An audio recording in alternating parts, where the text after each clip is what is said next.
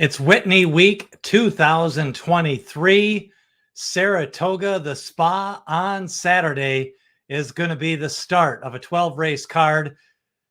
The Whitney Stakes will be race number 10. You've got the Test Stakes, and you've also got the Saratoga Derby. All three races are Grade 1 races, and it should be a good card. There's a couple of two-year-old races to kick off the day, and then you also get to see Caravel, the Breeders' Cup sprint winner on the turf last year, going to try to go for 6 in a row in the Troy Stakes earlier in the card on Saratoga. So it's part of a big day of racing, and it's all on Saturday.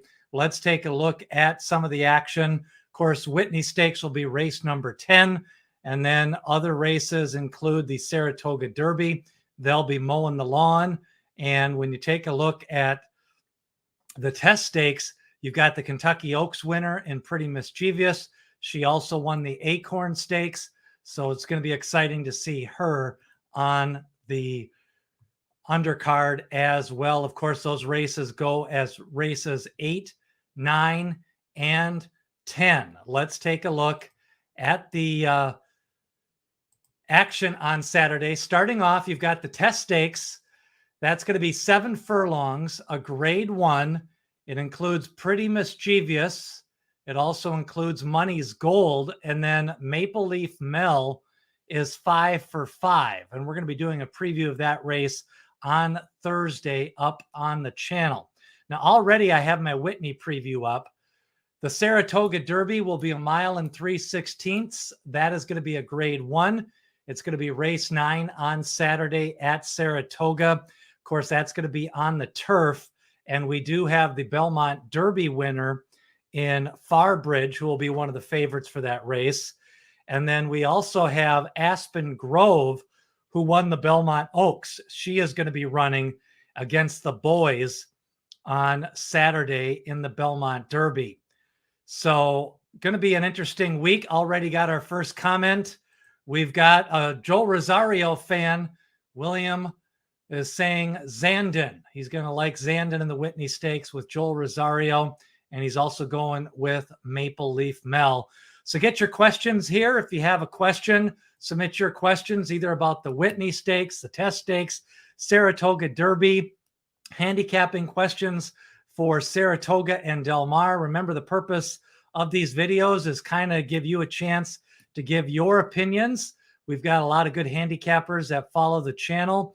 Had some good handicappers through some of the Triple Crown preps, the Florida Derby. We did a Tampa Bay Derby show. We did a Kentucky Derby show.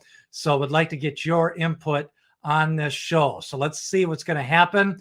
Meanwhile, after the Saratoga Derby, that's where we get to the Whitney Stakes. That's going to be Saturday. Going to be 9 furlongs, actually, a Grade 1. That is going to be race number 10. And let's start off by taking a look at that Saratoga Derby. We've already got a prediction.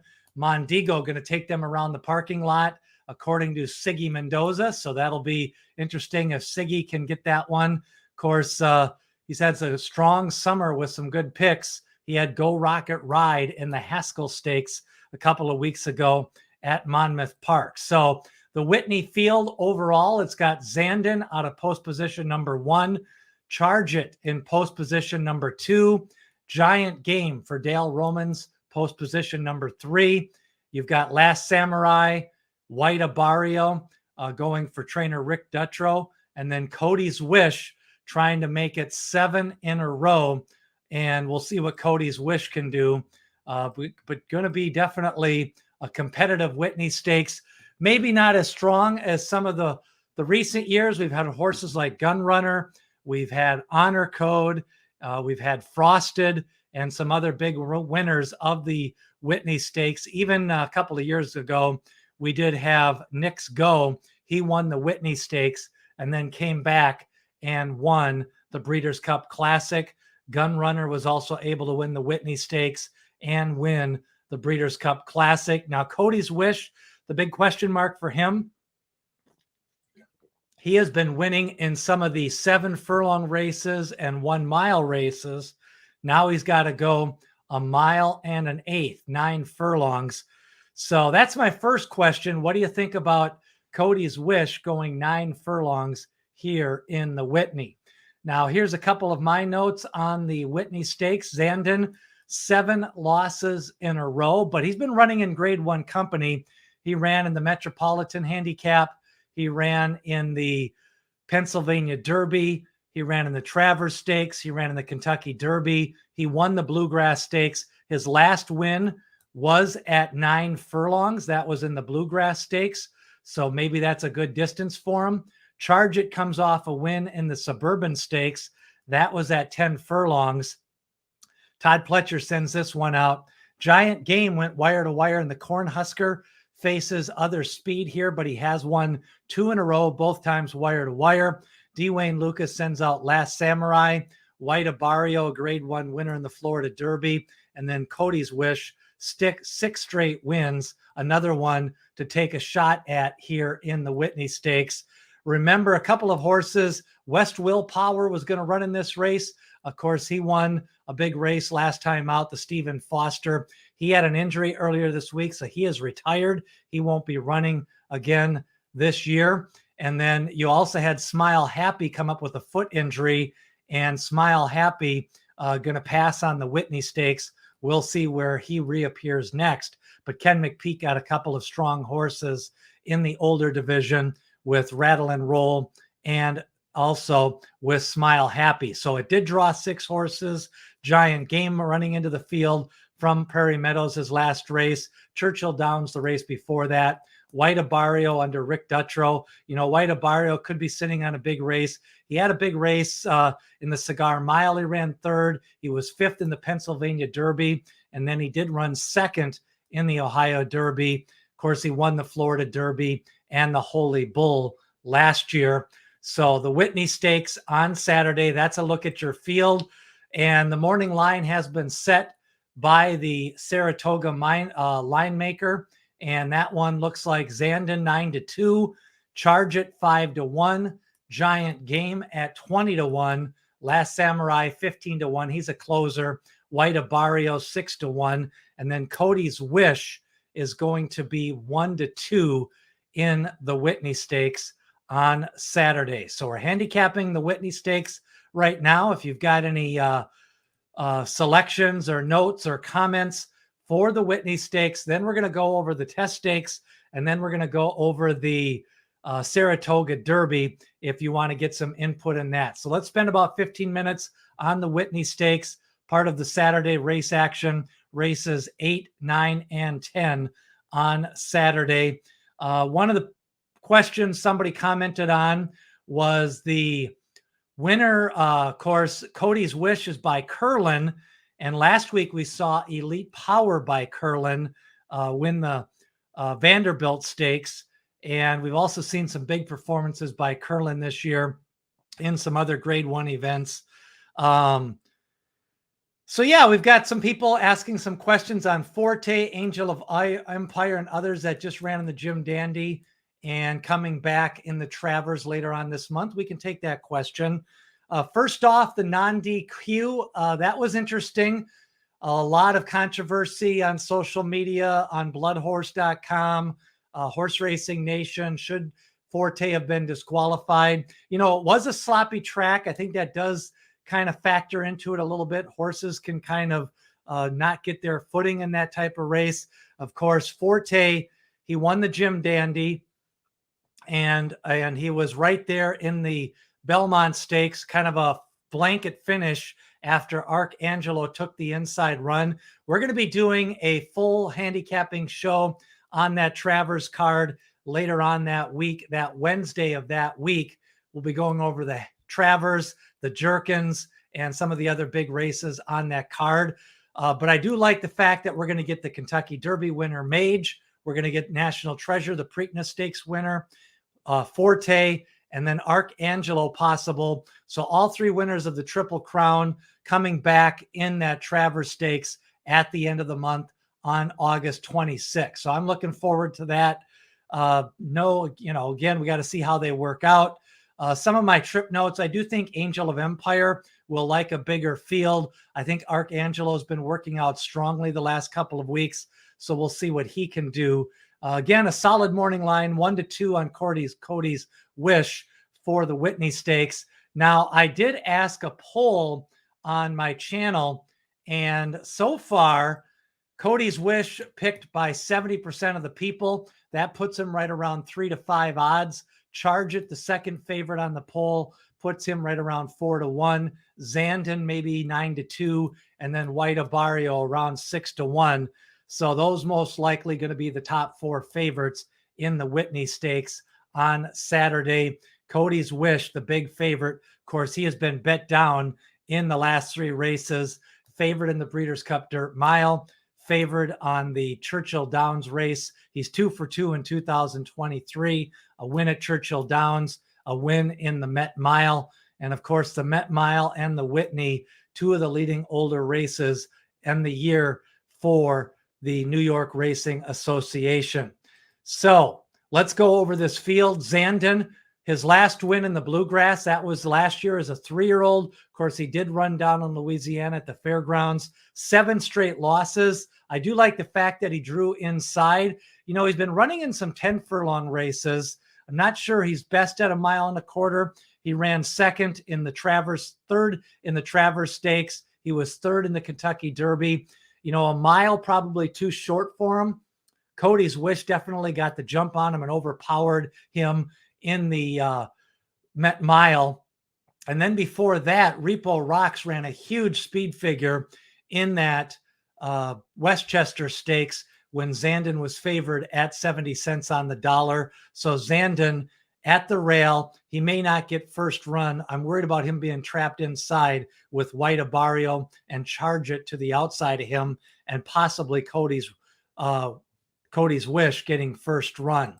Now you've got Charge It. Of course, he won the Suburban at 10 furlongs the last time out. Of course, Charge It won the Dwyer Stakes by 23 lengths last year. His best races have been on the lead. A big win in the Dwyer on the lead. His maiden win was on the lead by 8 lengths.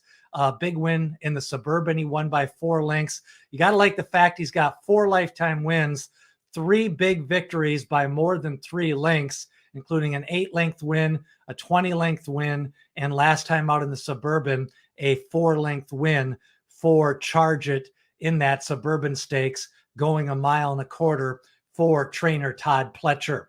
Have another question, comment on the Travers Stakes. William likes Arcangelo to be the fresher horse. Think he was born in May too, so younger than a lot of the others, and hopefully filling out and getting stronger. So definitely Arcangelo going to that Travers Stakes later on August 26th. We're going to be doing a handicapping show that week on that Wednesday night, going over a lot of the runners in the Travers Stakes, taking your questions, going over the pace. So those are the first 2 runners, Zandon and Charge It. Post position number 3 is Giant Game. Giant Game, of course, for Dale Romans. He won the Cornhusker wire to wire. He's from the last crop of Giants Causeway, and Giant Game has gone 2 wins in a row, wire to wire. He won at Churchill Downs. You know, people may not remember, he did run 3rd in the Breeders' Cup Juvenile as a 2-year-old, and he was 22 to 1. That was the Breeders' Cup Juvenile, won by Corniche. And he only ran 2 races as a 3-year-old, ran in the Holy Bull, ran in the Tampa Bay Derby, then took some time off, seems to be coming around as a 4-year-old. He's won $500,000, 3 for 10 on his career for Giant Game. If you have any comments about Giant Game or Charge It or Zandon, make sure to get your comments in here on the Whitney. And we go to Siggy Mendoza. He says Zandon is not a win machine, but his best races have been at 9 furlongs. And I do agree with that. Of course, he won the Bluegrass Stakes. That was at 9 furlongs, a grade 1. Then he was second, Zandon, in the Jim Dandy. That was at 9 furlongs. Now, that was a small field, a 4-horse field. Remember, my own opinion, I don't really like 4 and 5 horse fields because I don't think you get a true indication of the best horse in that race. I think they become more pace races, jockey races, and trip races in those 4 and 5 horse fields. I think you need at least 6 horses and a strong pace setter to get more of a true run race. So Zandon, even though he drew the rail, could get trapped inside in that race. Now, Last Samurai, 27 starts. He's won over $2 million. Wayne Lucas sends this one out. Of course, the coach, he won the Razorbacks handicap this year. He won the Essex handicap last year in 2022. He won the Oaklawn handicap. He's ran in some big races. Not really a true grade 1 type horse, but I do like the fact that it's 9 furlongs. I think that's Last Samurai's best distance at 9 furlongs. Now, White Abarrio, he won the Florida Derby. He won the Holy Bull. He was 3rd in the Cigar Mile, 2nd in the Ohio Derby. You know, all of those races right around a 1.16 to a 1.125. I think he fits strongly at this 1.125 distance of the Whitney Stakes. So White Abarrio, definitely another one to take a look at here in the Whitney Stakes. He is going to come out of post position number 5. And of course, the favorite in the race, looking for 7 straight wins. He has won 6 straight stakes races. His last loss was at Tampa Bay. That was going a 1.16 in the Challenger Stakes to Scalding, who was kind of going good at that time. Meanwhile, he won the Grade 3 Westchester, the Hanshin Stakes at Churchill Downs, the Breeders' Cup Dirt Mile at Keeneland, a Grade 1, 4 straight Grade 1 races. Now he's got to go a 1.125. Cody's Wish by Curlin out of a Tappet mare. I think that should be strong for him pedigree-wise, but I do think he's going to have to time his move. He doesn't want to go to the lead too soon, because then you could have Zandon trying to run him down, or maybe even Last Samurai if he can stay close to this pace. So that is a look at the Whitney field on Saturday, a 6-horse field, and some of the recent winners of the Whitney, some strong performances. Life is Good last year as the big favorite. Knicks Go, he won the Whitney Stakes. He won the Breeders' Cup Classic. You had Gun Runner in 2017. He won the Whitney. Then he won the Breeders' Cup Classic. And then you've also got Honor Code, another winner in 2015. So definitely some big runners of the Whitney. I think if Cody's Wish wins, definitely a horse that definitely going to be a chance to maybe stretch out at a 1.25 miles. Simon O'Neill says Cody's Wish will be 1-5. Yeah, I think probably about 2-5. 1-5 would be a little bit on the low end, but definitely I don't think he'll be 4-5. His morning line is 1-2. That's probably more accurate, 2-5. But he could be as low as 1-5. You know, on the poll, I think we've got 70% of the people picking Cody's Wish here in the Whitney Stakes. So Danny, one of our regular listeners and viewers of the channel, thanks a lot for all of your support over the spring and summer, Danny. She was a big part of the Kentucky Derby shows, the Preakness shows, and the Belmont shows. And Danny wants a nice long shot for the Whitney. Well, my long shot would possibly be Zandon if you want a long shot. Now, I think Zandon likes 9 furlongs. He's on a 7-race losing streak. But my top pick is going to be Charge It, and I'll show you why in a little bit. But if anybody else has a long shot for Danny, she is all ears and wants to get your opinion on a long shot for the Whitney Stakes on Saturday. So I'm picking Charge It, and I'm going to play a straight exacta over Cody's Wish. I think that could be a strong exacta. The reason why is his best races have been on the lead for Charge It. And I'll show you that when I take a look at his past performances here. And let's go to that right now. And the reason why, if you take a look at his past performances, Charge It had an 8-length victory at a maiden special weight. He got out by 5 lengths. He won by 8. Then in another race at Gulfstream Park, he was up by 2 lengths. He won by 1. He won by 23 lengths in the Dwyer Stakes. He won last time out. He needs to be ridden aggressively. He needs to get to the lead. The fractions don't seem to mean as much with Charge It. So that is why I like Charge It. I think he's a need the lead type, and his best races are on the lead for Charge It. So that's my pick in the Whitney Stakes, straight exacta over Cody's Wish. If you have a long shot, please give that out on the message board here. Simon says Cody's Wish going to be 1-5. Siggy Mendoza like Zandon because of the 9 furlong distance. And that is a look at the Whitney Stakes. If you have any more comments on the Whitney Stakes, make sure to get that in. Let's take a look also at Zandon. You know, his last win was in the Bluegrass Stakes. That he got up. He beat Smile Happy. He beat Emmanuel, who's ended up being a nice runner on the turf. And then another horse, Cody's Wish, 9 for 13, 6 straight wins. You know, got to go a mile and an eighth. He's by Curlin, out of a Tappet mare, but those Curlins tend to develop later. And he's really been brought along slowly. You know, back in 2021, he ran 3 straight mile and an eighth races.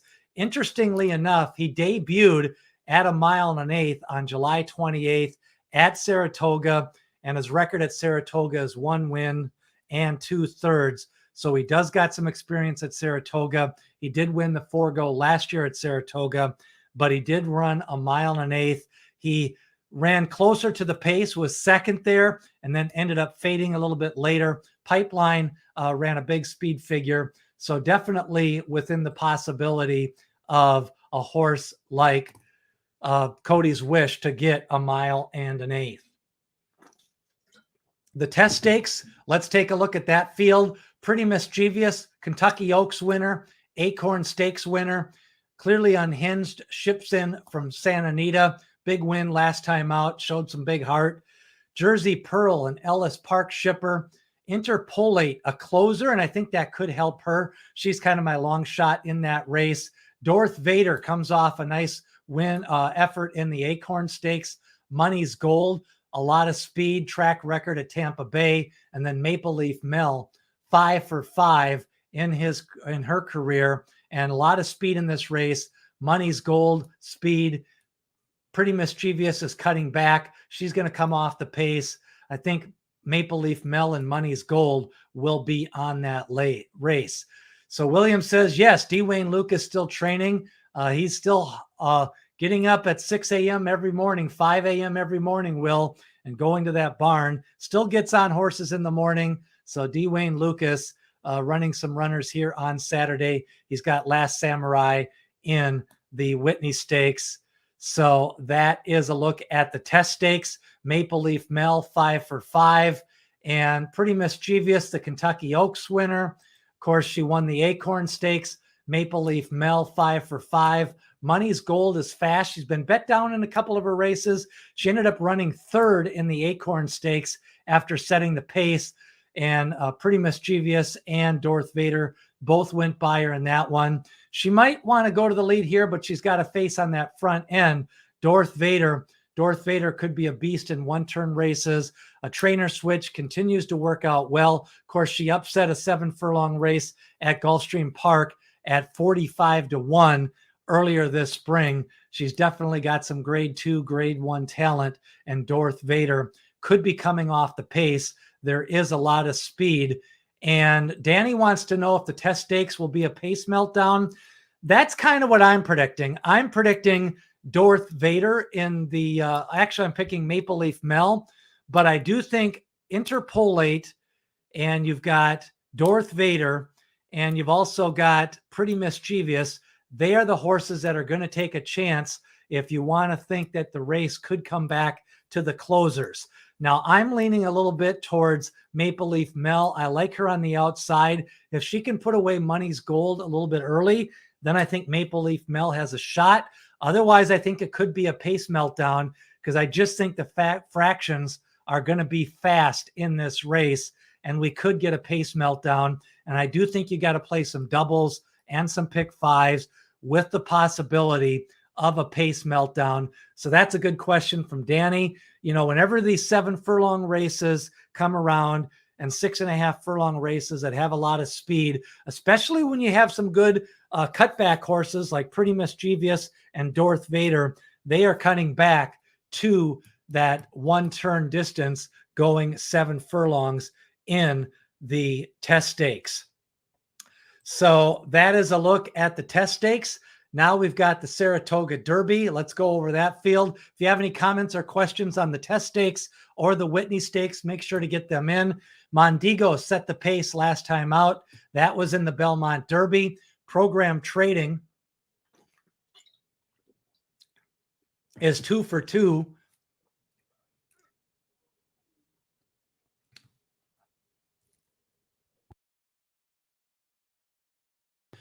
And that's for trainer Trad Brown. 2 wins on the turf, 1 at Monmouth and 1 last time out at Saratoga.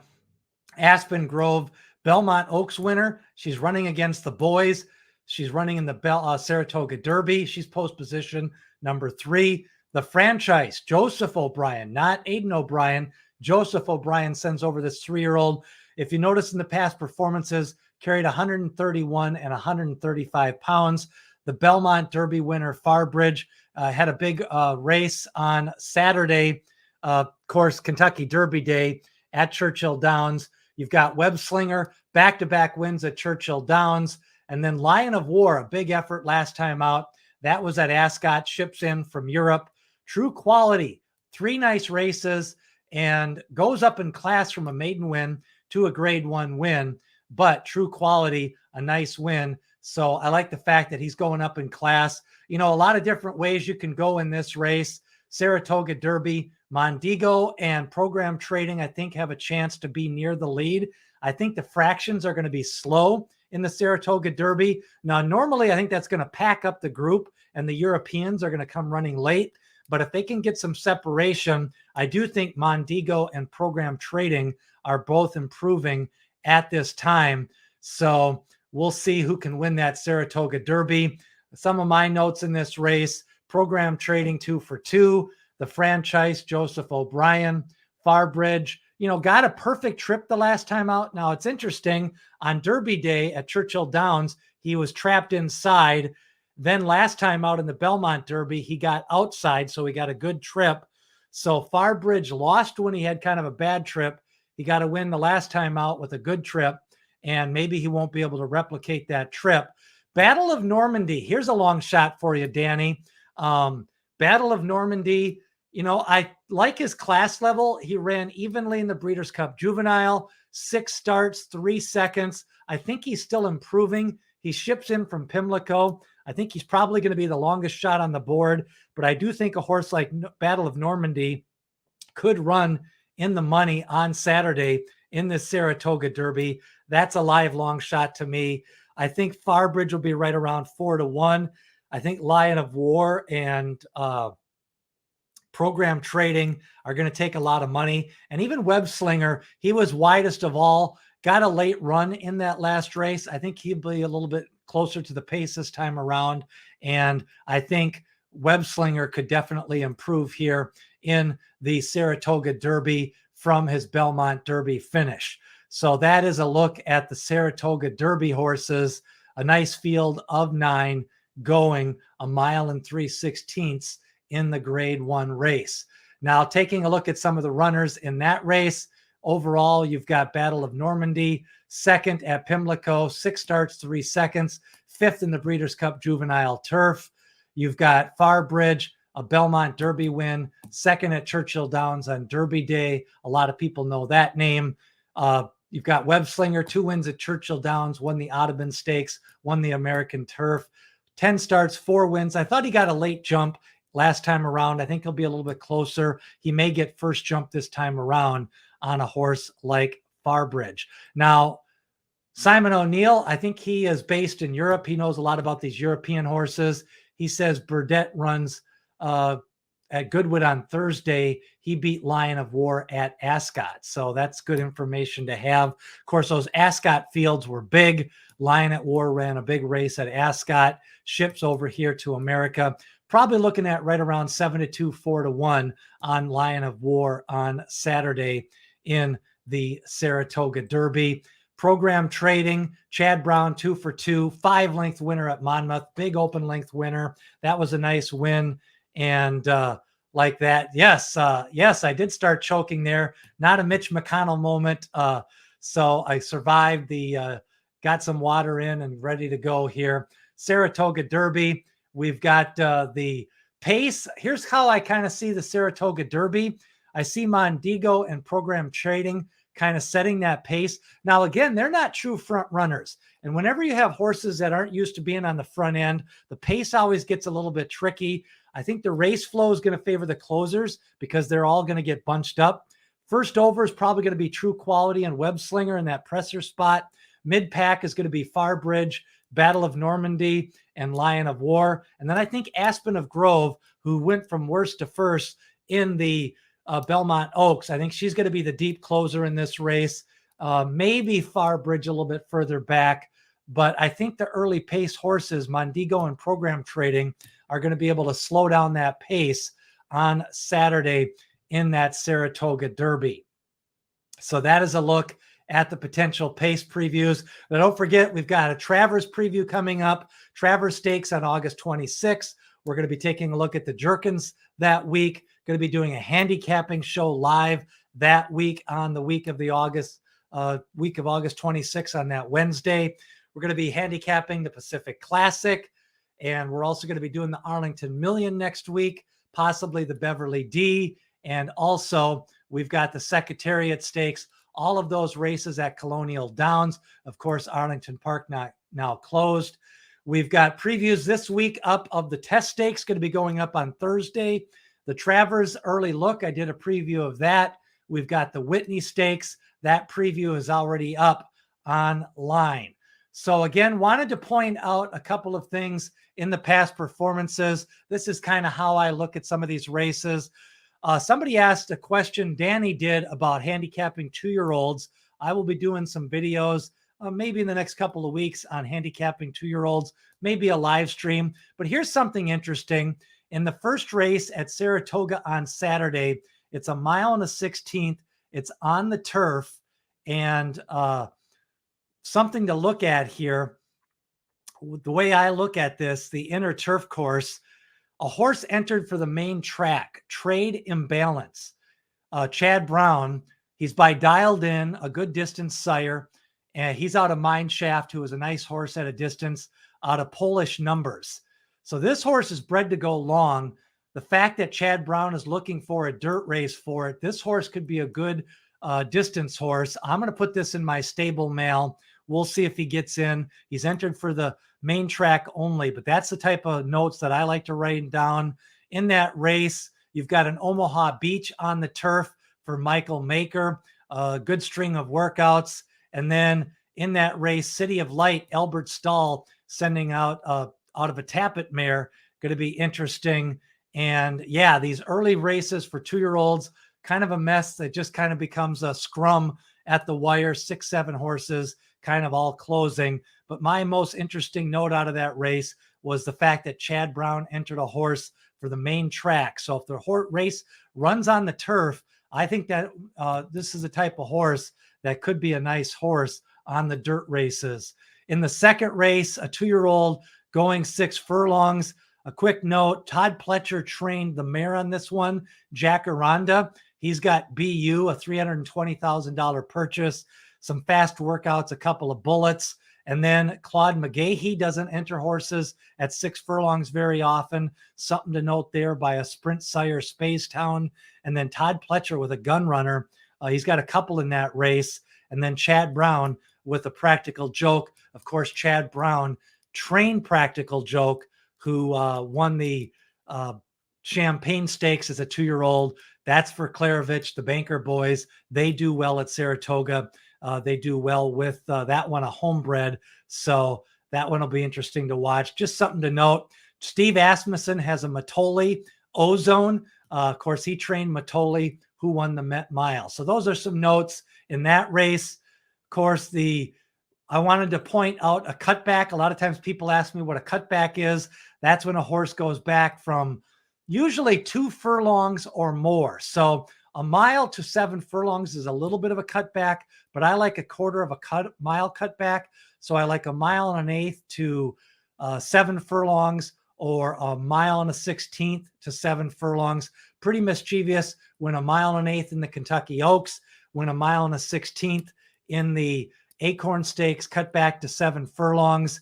And then, Money's Gold, 3 for 5, bet down to 40 cents on the dollar at Tampa, set a track record, a 106 speed figure, and then got beat on the line at 2 to 5 in the 8 bells, came back and faded in the Acorn, but she cuts back to 7 furlongs as well. I think she's going to run a little bit better. Maple Leaf Mel, 5 for 5. So those are some of the horses in the past performances that I wanted to take a little bit of a note on. Again, the field for the Saratoga Derby. Overall, I've got 9 horses. Mondigo, possible pace setter. And Simon O'Neill says, yes, backing 2-year-olds is a way to the poorhouse. Definitely a little bit more handicapping, a lot more unknowns. You're not quite sure who the front runners are going to be. You got to study the pedigrees. If you can't see any of the workouts on Express Bet, a lot of times trainer intent and track condition and pace of the race can determine who wins those 2-year-olds. And another thing, Simon, is that these horses improve dramatically in their second and third start as 2-year-olds. So sometimes they'll get a run that first time out, then they'll improve that second and third out. So definitely a good note from Simon on the 2-year-old scene. That is the Saratoga Derby. The test stakes, of course, pretty mischievous, going to most likely be favored. And Money's Gold, definitely speed. Maple Leaf Mel with speed. Danny Schott says, Simon, you said it. So she agrees. Definitely on the turf, they kind of a scrum late.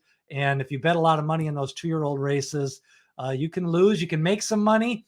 But yeah, 2-year-olds, definitely a guessing game, even according to William, on those 2-year-olds. So definitely some good thoughts on the 2-year-old handicapping. And of course, the Whitney Stakes. Races 8, 9, and 10. My selection in the Whitney Stakes is going to be Charge It. I want him to be ridden aggressively. I want him on the lead. I want him setting fast fractions. We'll see if Cody's Wish can go 9 furlongs and extend that win streak to 7 races in a row, including some grade 1 victories, 2 for 2 in 2023. Remember, if you enjoy the channel, leave some questions for me for the next live stream. Also, smash that like button. That gets into the more feeds. If you want to get notified every time I go live, hit that ring the bell button. That bell, that means every time I go live, you'll get a notification that we're doing a live stream here on the channel. That is a look at the Whitney Stakes Day. Some good 2-year-old races, races 1 and 2, do some scouting. Then race 8 is the test stakes, race 9, the Saratoga Derby, and race 10 is the Whitney Stakes. Caravel taking on the boys. That's going to be race 6, a grade 3, the Troy Stakes. Of course, Caravel has won some big races, comes in riding a 5-race win streak.